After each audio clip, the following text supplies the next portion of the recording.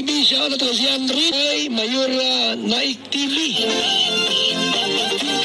Mayora Naik TV YouTube channel. Suportahan natin. Kalingap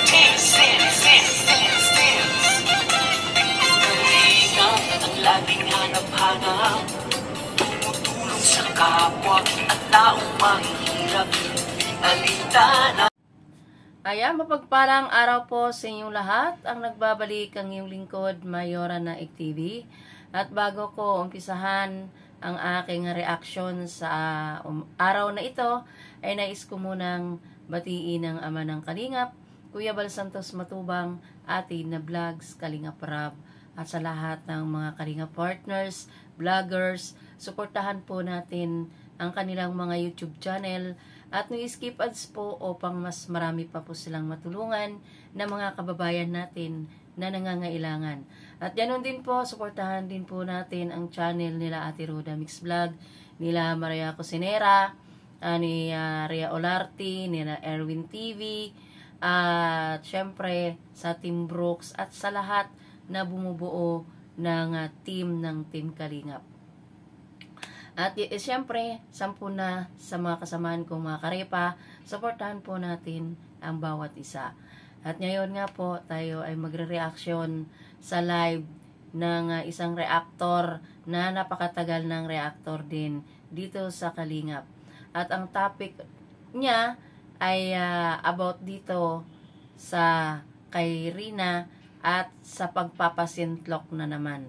So, ako'y tawang-tawa dito sa kanya kasi tama rin naman ang mga sinasabi niya at ang opinyon natin at pinaglalaban natin bilang nagmamahal na mga netizen dito sa batang si Rina. So, hindi na po natin patatagalin kasi nga paulit-ulit na lang tayo at ito naman ang ating bibigyan ng reaksyon at kayo ba tatanungin kung bakit binabas si Melanie ngayon nang walang ibang sisisihin na kung bakit si Melanie ay binabas ngayon ng mga netizen gawa nito walang ibang sisihin kundi ang spokesperson. So ito, pakinggan natin ang isang reactor na nag-live siya sa kanyang channel. Siya ay si reactor Marilyn Chang. So, panoorin po natin. Dito si Rina. Dahil ikaw ba isa sa mga wakwak na wakwak dyan para kasabwat nila ni sino ba yung Melanie? Ngayon, ano nangyari sa bata? Sasabihin mo, sarado, pulibok ang sintlok? Pulibok? Sa mga tagang kagaya mo. Kung may pera ka na isabit yung bata, din tatanggapin kayo. Pilipinas yan ha, hindi pa Amerika. Kasi dito sa Amerika, bawal na bawal i-refuse ang pasyente may pera o wala, may insurance o wala. Against the law, highly illegal po yun. At alam ko, lahat ng hospital, bawal mag-refuse ng pasyente sa Pilipinas, lalo na pag may pera ka. Eh, wala ka palang pera, wala pala kayong pera. Gagawin yung rason? Polybok? Ano yan, hotel? Ito yung mga pinaglalaban natin noon. Ito yung pinaglalaban natin noon na ano, 'di ba? Yung sa kanilang mismong channel na nanggagaling yan yung ang sintlok ay pulibok. So walang naniniwala doon na ang hospital ay nagpupulibok. Kasi kailangan din kumita ang isang ospital. Kaya walang ospital na nagpupulibok. At yung term na sinasabi niya na kasi na pulibok, ayun yung mga tinatawag na sa mga hotel, sa mga bus, sa barko, yun sa mga ticketing ba. Yun ang pagkakaalam ko na mayroong pulibok. Pero itong hospital, wala itong pulibok. Kasi kailangan din kumita ng isang ospital sa isang pasyente. Kasi lahat ng mga may sakit ay nasa ospital diretso para tayo ay gumaling. So, ito nga si Marilyn Chang, ay galit na galit siya sa mga taong sinungaling. So, panoorin natin ulit. Kasi naman ang litsi ka? Ha? Paangularyo yung bata na nasa kamay ng kalingap. Maayos ang pangangalaga ng kalingap ni Ruda dito. Pero gusto nyo kunin, ha? Binrinwas niya si Milani na kunwari kunin may para kayo magpapakasasa para suluhin ninyo ang bata. Sabihin mo, wala kaming karapatan, reaksyonan. Uy, may pinag-usapan po yan, ha? Ang kalingap pa. Na pwedeng nandoon ang bata, Camila, pero mamanmanan pa rin ang kalingap kung paano niyong ayusin ang paghawak yan sa bata. Kung pinapakain niyo mabuti yan, kung inanagaan niyo mabuti. Shout out from Chick TV Vlog, shout out rin po. Ginagamit, Victoria Jude. Ginagamit niyo lang si Rina dito. Sa video na ito, i-share natin ang ating Isisip natin. Ano ka? Nagkakasali dito? na sinasabi nga po na sana itong araw na ito, ang check-up nga ni Rina sa St. Luke, ayon sa ating kaalaman, ay fully booked po ang ospital kung saan ay sinabi po noon na sa 19 or 20 ay magkakaroon po ng available slot para kay Rina. Ngunit nung mga panahon na i-book na nga ito, ay fully booked na po ang ospital. Sinungaling kayo pareho! Ha? Mga sinungaling!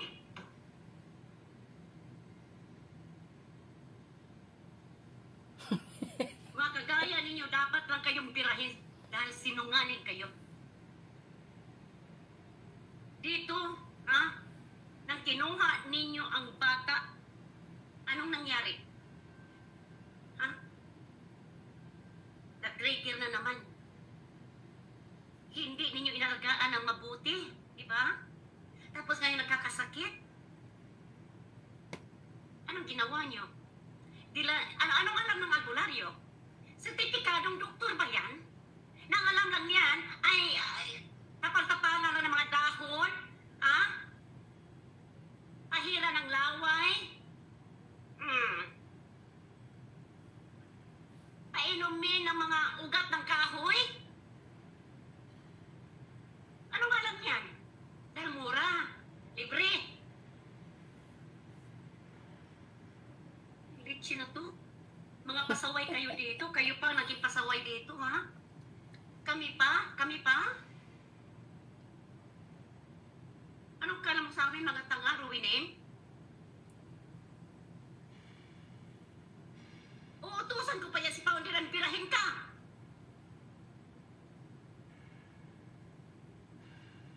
Anytime po, ruinin, tinatanggap ko ang pasyente sa hospital. Ikaw, ha? Uto-uto ka ba o nagpa-uto? Naniniwala ka naman kung sino nagsabi sa'yo na pulibok, dahil walang pera? O akala ba mayayaman kayo, mayayamanin kayo? Ha? Yayamanin kayo, di ba? Kaya yung winakwaking bata, kinuha niyo sa kalinga?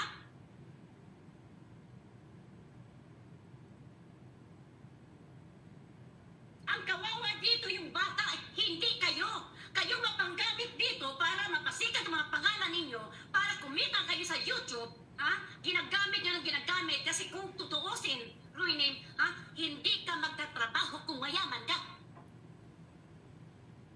Ayan, tumpak nga.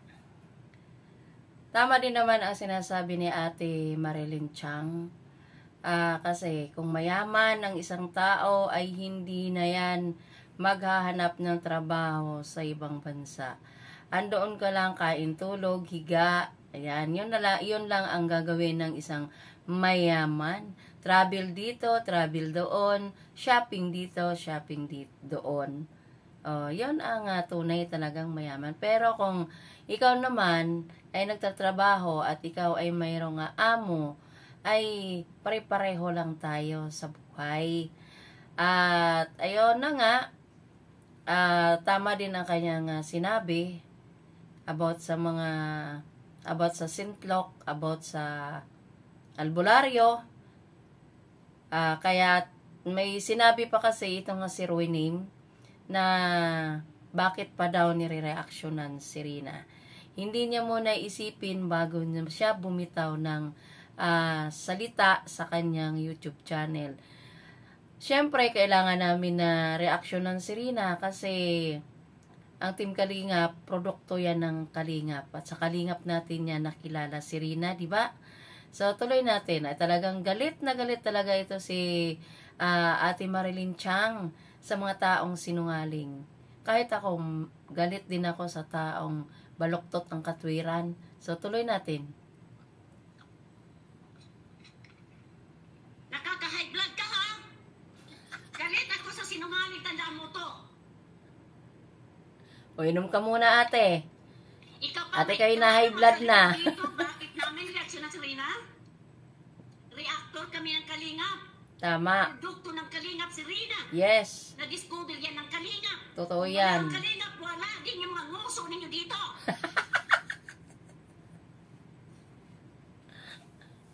Nimal ka, ha? Galit na talaga si Ate Marilyn Chang ngayon. Tingnan mo nga mukha mo. Oh. Kaalaman ay fully booked po ang ospital. Ngunit nung mga panahon na i-book na nga ito, ay fully booked na po ang ospital. Ay fully booked na po ang ospital. Bakit tatawa siya? Na po ang ospital. Iba? Ayan naman si Bopel. Ayan si Bopel. Ayan si Sis Bopel. Narinig natin yung boses niya.